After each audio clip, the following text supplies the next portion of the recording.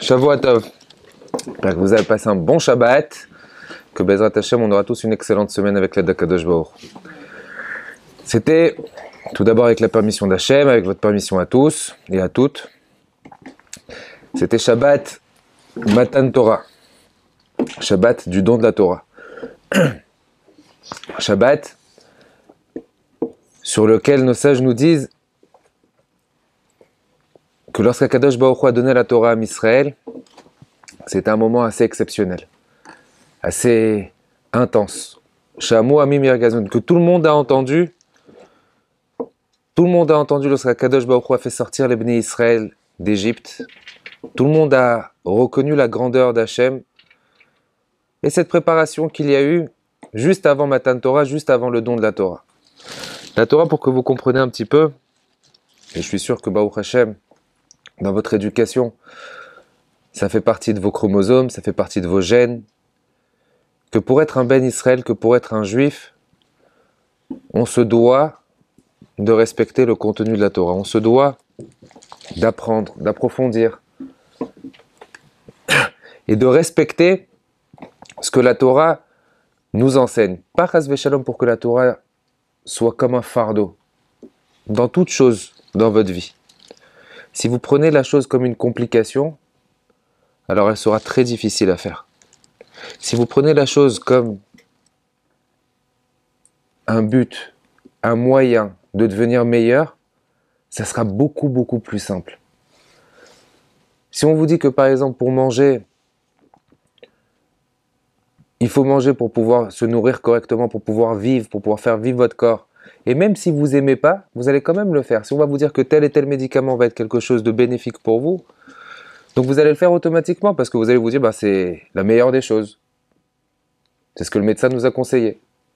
La Torah, c'est la vie, c'est ce qui fait vivre notre corps, et mis à part c'est ce qui fait vivre notre corps, c'est ce qui fait vivre aussi notre intellect. Et c'est ce qui crée aussi la société. Que chas v'shalom, la Torah, c'est pas un fardeau, c'est pas quelque chose de lourd. Mais mettons ça de côté. Vous avez remarqué que la Torah, Matan Torah, le don de la Torah, on lui a donné un titre comme paracha. Comment elle s'appelait la paracha cette semaine? C'était paracha Yitro. Qui était Yitro? Yitro, c'était le beau-père de Moshe Rabbeinu. A priori, si je devrais vous poser la question, je devrais vous demander comment on aurait dû appeler la paracha cette semaine, puisqu'une paracha, ça prend un titre en fonction du contenu de celle-ci. Normalement, on aurait dû appeler la paracha de cette semaine Matan Torah. C'était le don de la Torah. Alors, à la rigueur, on l'appelle pas Matan Torah. Qui est-ce qui symbolise le plus? Qui est-ce qui symbolise le plus Matan Torah? Qu'est-ce qui symbolise le plus la Torah? Moshe Rabbeinu. Pourquoi on n'a pas appelé la paracha cette semaine Moshe? C'est ce qui aurait été le plus adéquat, c'est ce qui aurait été le plus convenable. On aurait dû appeler cette paracha Moshe, parachat Moshe, puisque c'est lui qui est parti chercher la Torah.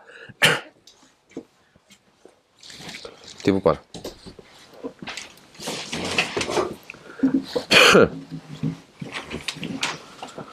C'est lui qui est parti chercher la Torah, c'est lui qui est monté pendant 40 jours, 40 nuits.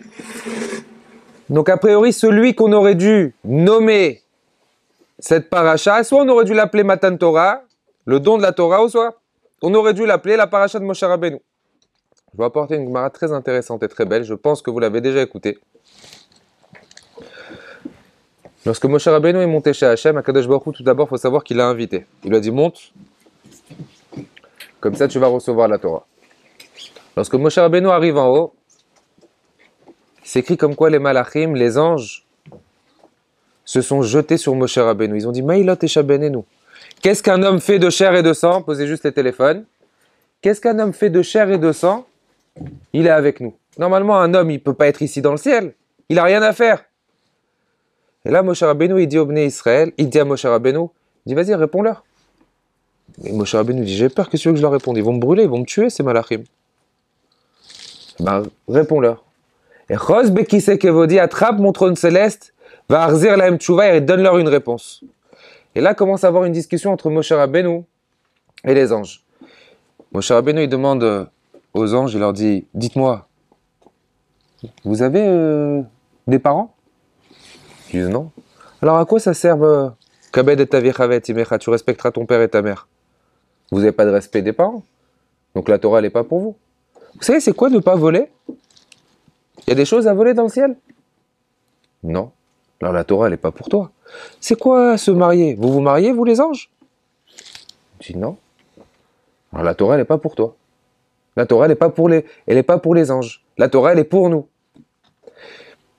Mettez cette histoire de côté, mais j'aimerais vous poser quelques questions dessus. Tout d'abord, vous êtes invité chez quelqu'un. Je vous invite à la maison. Bon, bien que à Mavdil et la Favdalat, je vous invite à la maison. Et je vous mets des chiens devant et je lâche les chiens sur vous. C'est pas une invitation. Si j'invite quelqu'un à Mavdil et la Favdalat, Chas Shalom, sans comparer bien entendu les anges à des chiens, Chas Shalom, mais c'est juste pour vous donner une idée, si Moshe Rabbeinu il invite, si Akadosh Baruch Hu il invite Moshe Rabbeinu, comment c'est possible qu'il lui envoie des malachim et les malachim ils étaient prêts à le tuer? Et quelle est l'explication lorsque Moshe Rabbeinu, lorsqu'Hachem il lui dit donne une réponse aux malachim, et là qu'est-ce qu'il dit Moshe Rabbeinu? Mais j'ai pas de réponse à leur donner. Et qu'est-ce qu'il lui dit? Attrape mon trône céleste et donne-leur une réponse. Quel rapport avec le trône céleste? Quel rapport avec le fait de prendre, d'attraper le trône céleste? Il va avoir forcément une réponse.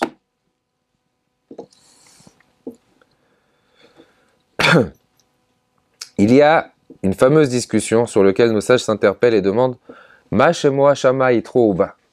On dit que Yitro, Vaishma Yitro, Yitro a entendu. Et Rashi explique et dit qu'est-ce que Yitro il a entendu? Il a entendu deux choses. Il a entendu Milchemet Amalek. Il a entendu le miracle qu'Akadosh Baruch Hu il a fait, que les Bnei Israël, lorsqu'ils sont sortis d'Égypte, ils n'avaient pas d'armes, ils avaient strictement rien, et ils ont combattu Amalek, et ils ont gagné. Il a entendu que Akadosh Baruch Hu il a séparé la mer, et que les Bnei Israël ils sont rentrés, et qu'ils ont pu traverser la mer, alors que la mer elle était ouverte pour eux. C'est les deux choses que Yitro il a entendues. La question aussi, c'est exactement dans le même état d'esprit. T'as entendu que ces deux choses-là, Yitro? Vous savez que Yitro, il faisait partie des conseillers de Paro. Avant que Yitro devienne le prêtre de Midian, avant qu'il aille s'installer à Midian, il était l'un des conseillers de Paro. Donc ça veut dire qu'il avait il savait exactement tout ce qui se passait en Égypte. Il avait entendu comme quoi il y avait les Asaramakot, il avait entendu comme quoi il y avait les 10 plaies. Il avait entendu comme quoi Kadosh Baruch Hu il avait tué que des premiers-nés. Il avait entendu comme quoi il y avait des bêtes sauvages qui étaient venues et qui avaient ravagé tout le pays. Donc Yitro, t'as entendu que ces deux choses-là? T'as entendu la guerre de Amalek et t'as entendu la séparation de la mer? Mais il y avait plein d'autres miracles. Il y avait énormément de miracles. Pourquoi que ces deux choses-là?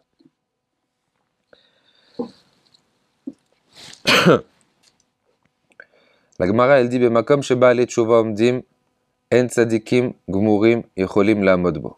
Nos sages expliquent ces paroles et disent prenez un enfant qui a grandi à Yerushalayim. Il a grandi à Bnei Brak. Toute sa vie, c'est un petit enfant qui a grandi dans une atmosphère de Torah, de Gdusha, propre. Et le petit, il n'a jamais vu c'était quoi une télévision. C'est pas c'est quoi une Game Boy. Bon, c'est pas c'est quoi... Il n'y a pas de Game Boy. Vous connaissez pas, vous, c'est quoi les Game Boy. Et il n'a pas vu c'était quoi les PlayStation. Un enfant qui a jamais connu l'extérieur. Il connaît pas, il a grandi comme ça. Vous savez, il y a plein d'enfants en Israël ou dans des endroits qui connaissent pas. Que même un téléphone, on leur interdit d'en avoir. Ils doivent avoir encore des 9 touches. Donc ils se sont préservés énormément dans leur vie. Et ils vont grandir, ils vont avoir une vie où c'est qu'ils connaissent pas forcément ce qui se passe à l'extérieur. Combien il y a de petits jeunes dans les yeshivot ou de jeunes filles qui n'ont jamais pris l'avion? Je connais quelqu'un, la première fois je lui ai fait prendre l'avion pour aller à la Eloula au Maroc, il avait 38 ans. C'était la première fois de sa vie qu'il prenait un avion. Ils n'ont jamais vu ce qui se passait à l'extérieur. Et pourtant, ils ont grandi avec une gdoucha parfaite. Prenez un autre petit enfant qui a grandi ici. Mettez-vous là-bas.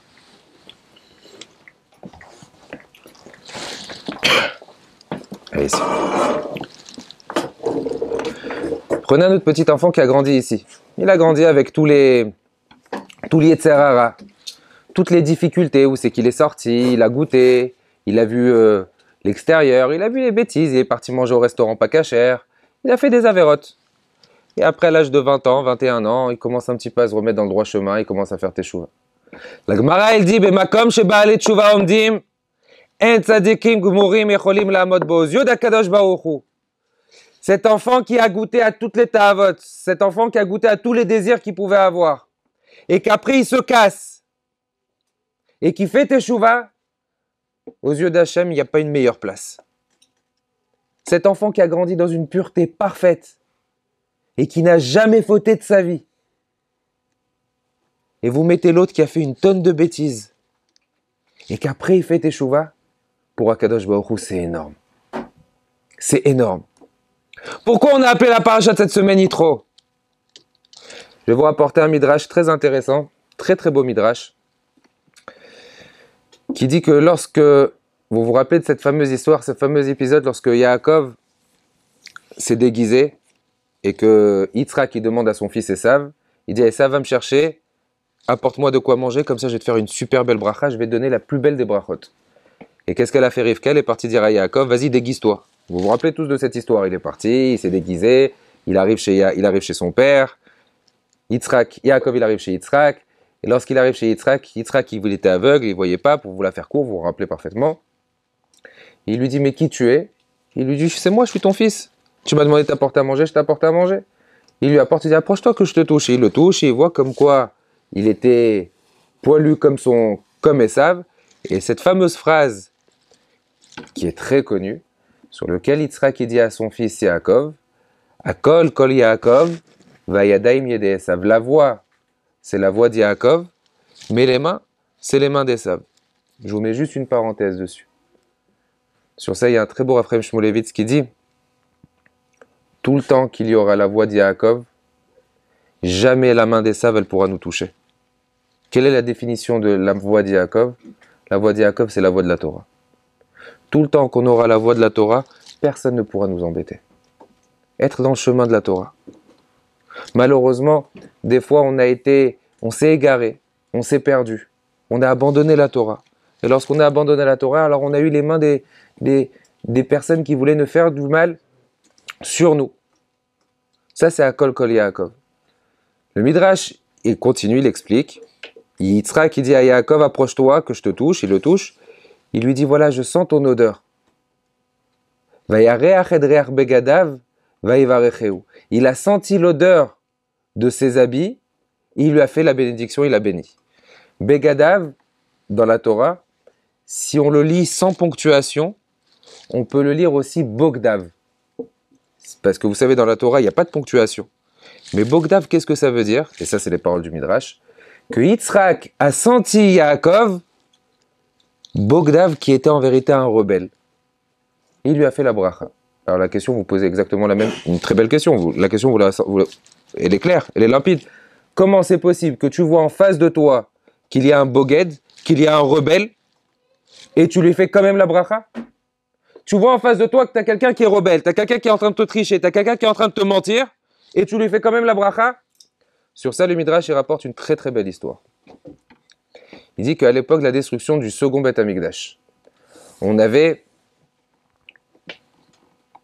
celui qui a détruit le second Beth Amikdash, c'était Titus. Titus qui était arzari, qui était très cruel, qui a fait souffrir énormément à Israël. Il a quand même eu peur. Après, je vous raconterai quelle était la fin de Titus. Il a quand même eu très très peur de rentrer dans le Beth Amikdash. Il est rentré dans Jérusalem, mais arrivé au port du Beth Amikdash, il a tué énormément de monde. Arrivé au port du Beth Amikdash, il avait peur, il s'est dit non, je ne veux pas rentrer au Beth Amikdash. Si je rentre au Beth Amikdash, j'ai quand même peur. Je vais sauter.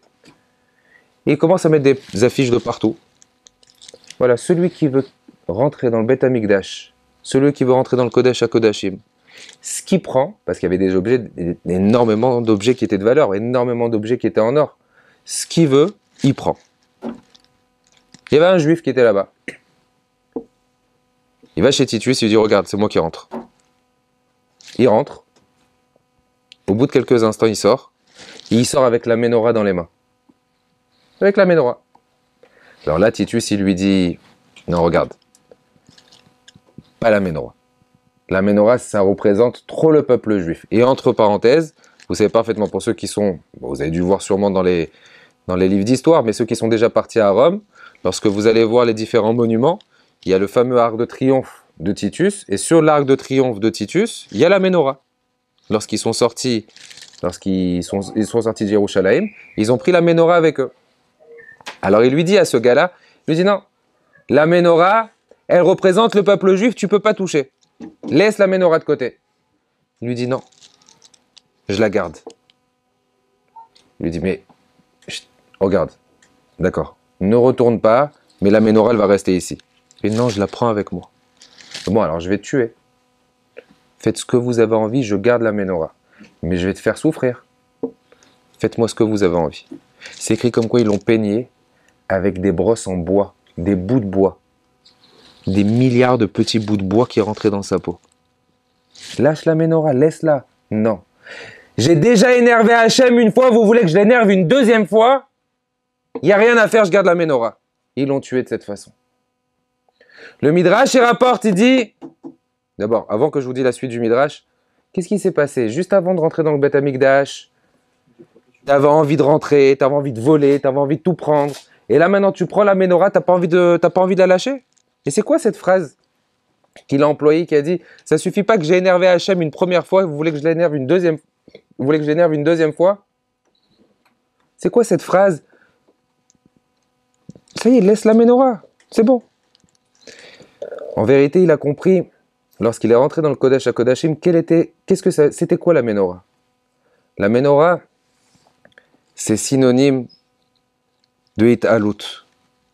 Lorsque le Kohen il devait allumer la menorah, il devait s'élever. C'était un moyen de pouvoir s'élever. Et il a pris conscience, comment moi, je vais rentrer dans le Kodesh HaKodashim.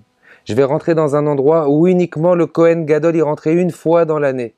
Je vais rentrer dans le Beth Amikdash, un endroit qui est très kadosh. J'ai souillé cet endroit. J'ai pris la menorah. Mais maintenant que j'ai pris la menorah, ça doit me servir, moi, personnellement, à tout le temps. Me mettre dans la tête que je dois continuer à progresser. Je ne lâcherai pas la menorah. J'ai déjà énervé Hachem une fois, je ne vais pas l'énerver une deuxième fois. Lorsque Yitzhak, il a fait la bracha à Yaakov, et c'est là où c'est que je veux que vous reteniez, c'est sur ça que le Midrash dit. Il l'a senti. C'est écrit Vayereach edreach begadav. Il a senti l'odeur de ses habits. Mais je vous ai dit comme quoi begadav, ça pouvait s'écrire aussi bogdav, un rebelle.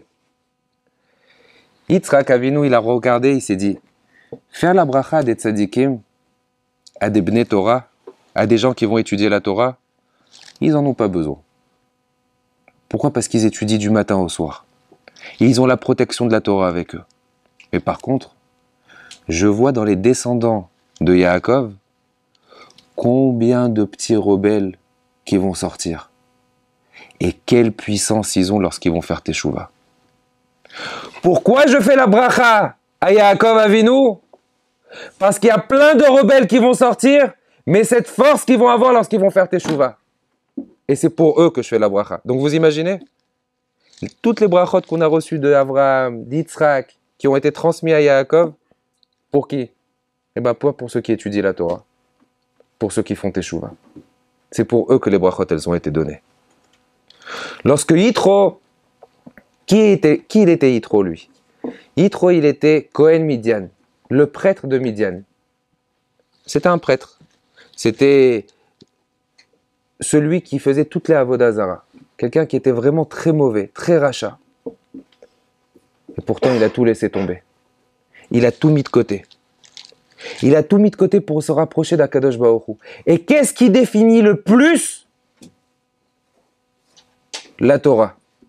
Vous savez qu'il y a un passouk à la fin de Noach, sur lequel, et c'est une question un peu fondamentale que je vais vous poser, comme ça vous le saurez aussi pour votre avenir. Pensez-vous que lorsqu'un enfant est né bon? Est-ce que lorsqu'on est né tous, on est né bon ou on est né mauvais? La Torah nous explique, alors bien entendu dans votre tête vous devez vous dire, un enfant lorsqu'il est msken, il est bien, il n'a rien. Ki yetzer lev Adam ra mineurav. Lorsqu'on est, on est mauvais. On est mauvais. Et qu'est-ce qui fait en sorte, d'abord pour quel motif on est mauvais? Alors, à savoir que déjà depuis le moment de la conception du bébé, depuis le moment où la maman elle va au mikvé, depuis le moment où c'est que la maman elle garde le bébé dans le ventre, chaque aliment qu'elle mange, chaque chose qu'elle regarde, chaque chose qu'elle lit, chaque chose qu'elle échange avec son mari, ça donne déjà de l'influence au bébé. Ça crée déjà les traits de caractère de l'enfant. Ça crée déjà les traits de caractère de l'enfant. Le bébé, même lorsqu'il a inconscient, il est petit, déjà les traits de caractère, ils continuent encore à se forger. Donc malheureusement, des fois, pendant toute cette période, on peut avoir des périodes qui sont pas super, pas très bénéfiques. Et quelque part, ça donne de l'influence sur les traits de caractère de l'enfant, sur les futurs traits de caractère de l'enfant. Donc lorsqu'on est, on est avec des choses qui sont mauvaises. Uniquement vers l'âge de 12 ans, pour les filles, où c'est que le Yetzer Hatov, il vient. Et l'âge de 13 ans pour les garçons, où c'est que le Yetzer Hatov aussi, il vient. Le bon côté, il vient s'agripper, il vient s'accrocher à l'enfant. Mais autrement, depuis qu'on est petit, on a plus eu tendance à être abreuvé, malheureusement, par les différents traits de caractère qu'on nous a inculqués, qui sont des fois issus des choses qui sont mauvaises. Donc lorsqu'on est, on est avec des choses qui sont mauvaises. Et qu'est-ce qui fait en sorte à ce qu'on change? C'est la Torah. La Torah, elle nous transforme. Combien de personnes, je suis sûr que vous connaissez dans votre entourage? Moi, j'en connais énormément. Combien de personnes on a connues qui, lorsqu'ils avaient un certain âge, lorsqu'ils étaient jeunes, pouvaient être ingrats, méchants, mal se comporter, et qu'après, ils se sont mis dans la Torah, ils ont étudié, et que la Torah les a transformés, les a changés. La Torah, elle transforme. Lorsque, par exemple, regardez autour de vous, des fois, une personne qui va faire une tfila, qui va prier avec ferveur à Kadosh Baruch Hu, ben, ça transforme. Imaginez lorsque vous avez des examens, et que là, vous allez demander à tout le monde, allume-moi une bougie, allez, prie pour moi, et s'il te plaît. Là, on se sent transformé à un moment. Lorsqu'on a, Bezrat Hashem, vous allez grandir, si Dieu veut, vous allez travailler, lorsque vous allez avoir des rendez-vous. Allez, s'il te plaît, Akadosh Baruch Hu, donne-moi la tzlacha, fais en sorte à ce que ça marche. Se rapprocher d'Hachem. Ça nous transforme. On se transforme. Lorsqu'on parle, par exemple, de Rabbi Shimon Bar Yochai, que Rabbi Shimon Bar Yochai, vous imaginez toutes ces années qu'il était enfermé? Il était enfermé dans la grotte et il priait et il étudiait. Comment il a pu sortir comme ça, tellement kadosh et tellement puissant? Parce que la Torah l'a transformé. La Torah l'a vraiment transformé. La Torah a la possibilité de transformer une personne, de changer tous ses traits de caractère. C'est exactement ce que Yitro il a fait. Et qui mieux que Yitro pour représenter ce que la Torah, le motif pour lequel la Torah a été donnée sur terre? Tu peux te changer, tu peux transformer, tu peux devenir quelqu'un de complètement différent. Tu as la possibilité, même si Chas v'Shalom, tu peux être la personne la plus mauvaise qui peut exister, eh ben, tu peux devenir la personne la plus kadosh qui peut exister. Je vous donne un exemple. Vous savez que dans l'histoire de nos Chachamim, on a eu des histoires sur lesquelles on avait des tzadikim qui étaient des très très grands rechaïm au début. Un exemple. Il y avait une fois Rabbi Yochanan qui était parti se laver dans un fleuve. Et il y avait à l'époque une personne qui était le patron, qui s'appelait Rish Lakish, qui était le patron des bandits. Mais quand je dis le patron des bandits, c'était vraiment un très très très très grand voyou. Et Rish Lakish, il a vu Rabbi Yochanan au loin, mais uniquement de dos. On dit que Rabbi Yochanan, c'était un très très très bel homme. Il était très très très beau, mais il le voyait de loin. Il l'a vu de loin, il a été sûr que c'était une femme. Il a dit, c'est bon, je vais la prendre. On dit comme quoi Rish Lakish, il a sauté, il est parti pour pouvoir l'attraper, pour pouvoir faire une bêtise. Et au moment où il retourne, il voit un barbu. Il dit, oh, je me suis trompé. Alors il lui dit, tu t'es trompé de quoi? Il fait, j'étais sûr que tu étais une femme. Il fait, si j'étais une femme, ben, je t'aurais pris tout de suite. D'accord. Qu'est-ce qu'il lui dit Rabbi Yochanan? Mais tu sais, j'ai une sœur. Et abandonne tout ce que tu fais et viens étudier la Torah, je te donne ma sœur. Moi, juste une parenthèse. Vous imaginez un gars qu'on ne connaît même pas, on sait que c'est un bandit, on sait que c'est un voyou, on sait qu'il a une très mauvaise réputation, et on lui dit abandonne tout, fais tes chouvas et je te donne ma sœur. Qu'est-ce qu'il lui dit Rish Lakish? Je lui dis, tu sais quoi? Ok. Et qu'est-ce que je dois faire? Et viens étudier avec moi la Torah. Et Shlakish a tout laissé tomber. Il est parti étudier avec Rabbi Yochanan. C'est devenu la Chavruta de Rabbi Yochanan, le compagnon d'études de Rabbi Yochanan. Et Rabbi Yochanan, il lui a donné sa sœur. Ça veut dire que la Torah, elle peut transformer une personne. Même si on peut être le plus grand des mauvais, on peut devenir le plus grand des tzadikim. Et qui, comme Yitro, peut symboliser et peut donner cet exemple qui lui était un prêtre, qui lui faisait énormément d'Avodazara et qu'il il a tout laissé tomber pour se rapprocher d'Akadosh Baruch Hu. Il a tout laissé tomber. Et il est parti rejoindre les Bnei Israël dans le désert et Baruch Hashem, après par la suite, il a donné énormément de conseils à Moshe Rabbeinu qui jusqu'à aujourd'hui, c'est ce qui a été donné après, par la suite, c'est ce qui a créé plus ou moins le Sanhedrin, mais sans rentrer trop dans les détails. Mais tout ça pour vous dire que Yitro méritait qu'on lui donne le titre de la paracha de Matan Torah à son nom parce qu'il symbolise une transformation. Il symbolise que lorsque tu fais un effort, lorsque tu te rapproches d'Hachem, tu deviens quelqu'un de différent. Maintenant, je vous ai posé la question, je vous ai dit, qu'est-ce qu'il a entendu Yitro? Il a entendu quoi? Il a entendu la guerre de Amalek. Il a entendu la séparation de la mer. Je vous ai dit la semaine dernière. La semaine dernière, je vous ai dit comment ça s'est passé la séparation de la mer. La séparation de la mer, il y avait une personne qui s'appelait Narshon ben Aminadav. Il est rentré. L'eau, elle était ici. Mais je vous ai rapporté ce midrash qui dit ne pensez pas comme quoi la mer, elle s'est séparée directement d'un seul coup. La mer, elle est restée ici pour Narshon. Et Narshon, il avançait, mais la mer, elle restait encore ici. Et il avançait jusqu'au bout, de l'autre côté de la rive, et la mer, elle restait ici. Par contre, pour le reste derrière, c'était une ouverture.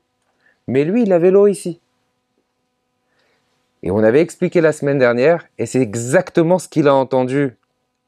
Yitro, dans la vie, tu auras tout le temps des obstacles. Tu auras des épreuves. Tu auras l'eau qui va arriver ici. Mais t'inquiète pas, avance. Avance. Tu auras des épreuves, mais avance. Dis-toi comme quoi c'est pas grave. J'avance quand même. J'ai confiance. J'ai confiance. Qu'est-ce que Yitro il a entendu? Que même si tu as des épreuves et que tu avances, t'inquiète pas. Akadosh Baruch Hu, il t'aidera. Maintenant, la deuxième chose qu'il a entendu qu'il y avait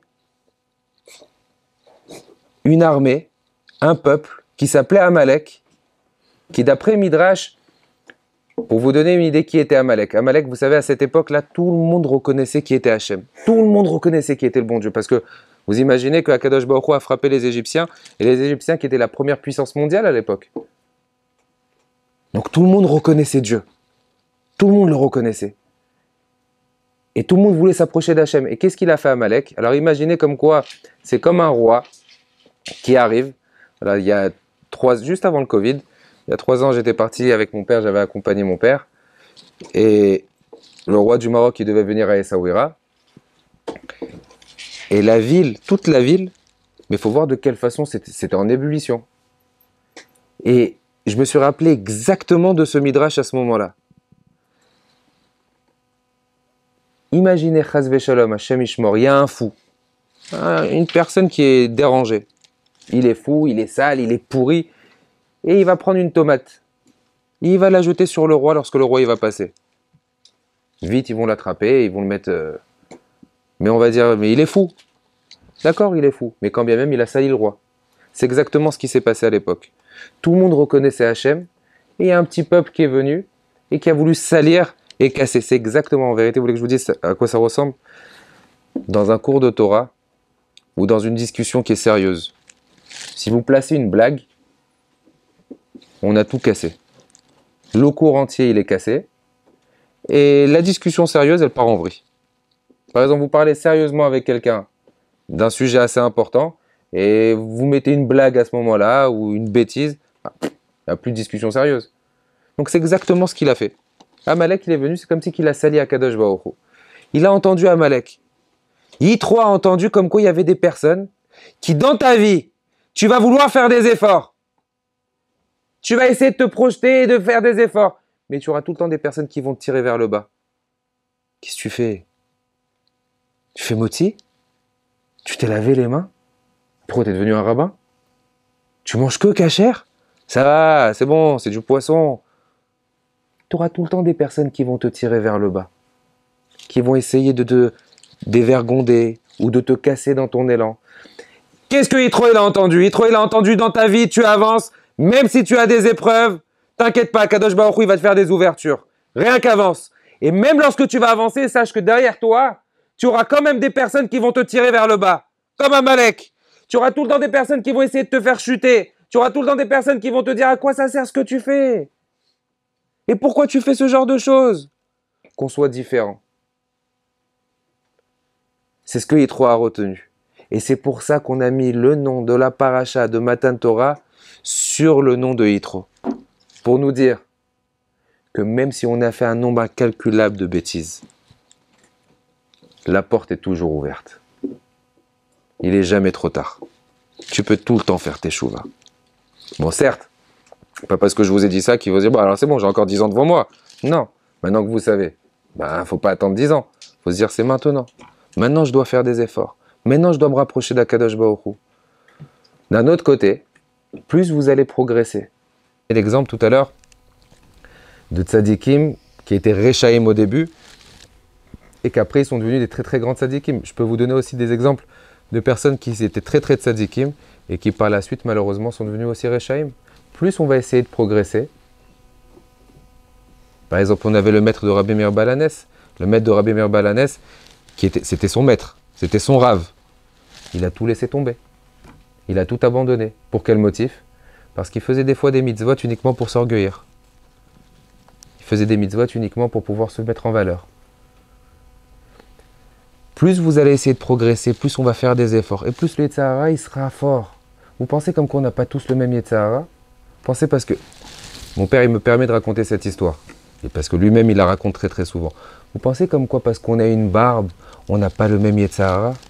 On a des Yetzer Hara beaucoup plus puissants que vous-même vous pouvez avoir. Mon père, il raconte tout le temps cette histoire. En 91, il me semble, c'était la période de la guerre du Golfe. Vous n'étiez même pas né. Vous n'étiez même pas en projet. C'était la période de la guerre du Golfe. Et mon père était de passage. Il était en transit à l'aéroport de Londres. Et je ne sais pas où c'est qu'il allait. Donc il était accompagné. Et dans le terminal, il y avait les infos. Il y avait les informations. Et sur les informations, mon père, il voulait voir qu'est-ce qui se passait. Est-ce que l'Irak, elle avait attaqué? Comment c'était en Israël? Est-ce qu'il y avait des bombes qui étaient tombées? Et il regardait. Il regardait le journal qui passait sur l'écran qui était en face de lui. Et il raconte cette histoire. Il dit, vous savez combien de temps j'ai pleuré? Combien de temps il a pleuré? Combien de temps il a jeûné? Parce qu'à chaque fois qu'il faisait sa Hamida pendant un moment, il revoyait cette femme qui faisait les mêmes informations. Il dit, combien j'ai pleuré pour qu'Akadosh Baruch Hu m'enlève ces informations de ma tête. Alors aujourd'hui, c'est vrai, vous allez vous dire, mais c'est quoi des informations comparé à tout ce qu'on peut regarder? Parce que c'est vrai, on s'habitue. Mais ça nous pourrit notre esprit. Ça salit notre esprit. Alors peut-être pas à ce niveau-là, mais combien on doit faire attention à nos yeux? Combien on doit faire attention à ce qu'on regarde? Combien c'est important, Chas v'Shalom, de ne pas avoir de mauvaises pensées?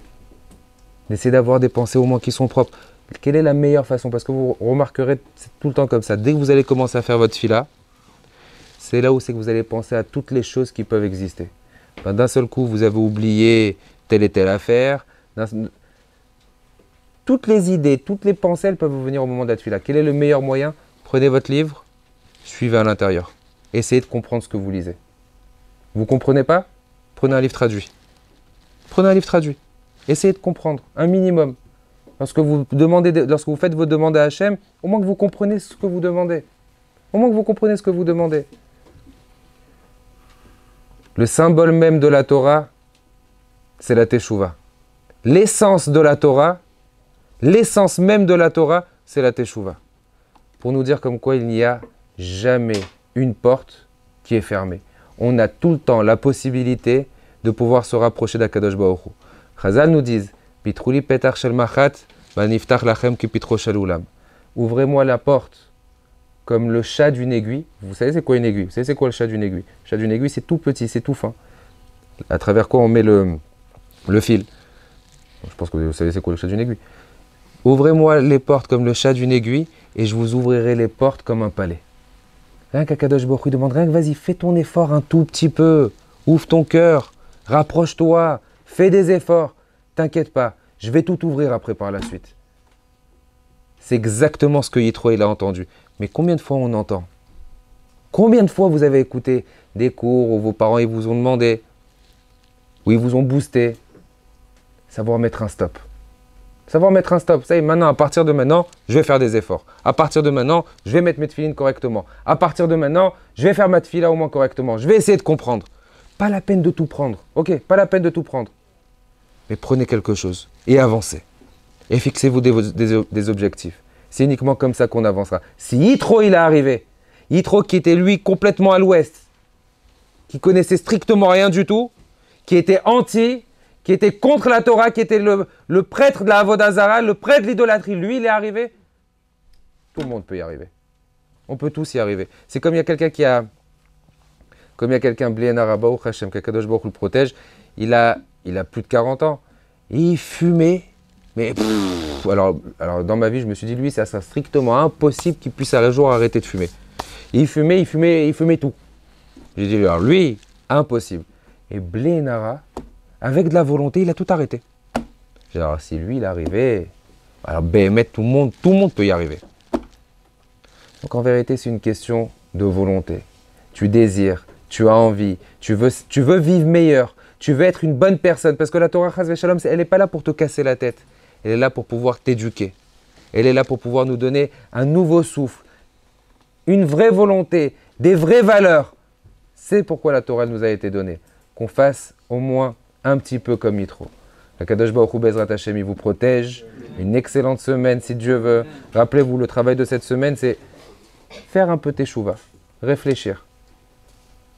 Quelle est la bêtise qu'on peut faire et sur quoi je peux faire teshuva? Vous voulez que je vous donne un exemple bidon? Qu'on commence déjà à faire teshuva vis-à-vis de nos parents. À moins répondre, à moins être agressif, à moins parler mal. Il te demande quelque chose, ferme les yeux et écoute et ferme-la. Ne réponds pas. Ne réponds pas. Essayons de faire un petit peu teshuva vis-à-vis de nos parents. Déjà pour commencer, pour respecter Hachem qui est quelque chose qu'on ne voit pas, qui est l'être qu'on ne voit pas, alors qu'on commence par respecter un peu plus nos parents. Ils nous ont demandé quelque chose, et Béhémet, des fois, on va faire des choses qu'on ne veut pas faire, mais uniquement parce que nos parents nous ont demandé. Je vous promets, et c'est sur ça qu'on dit que la réponse et que la récompense, on l'a tout de suite après. Donnez du nachat, donnez de la satisfaction. Akadosh Baruch Hu vous protège, Bezrat Hashem. Une excellente semaine si Dieu veut.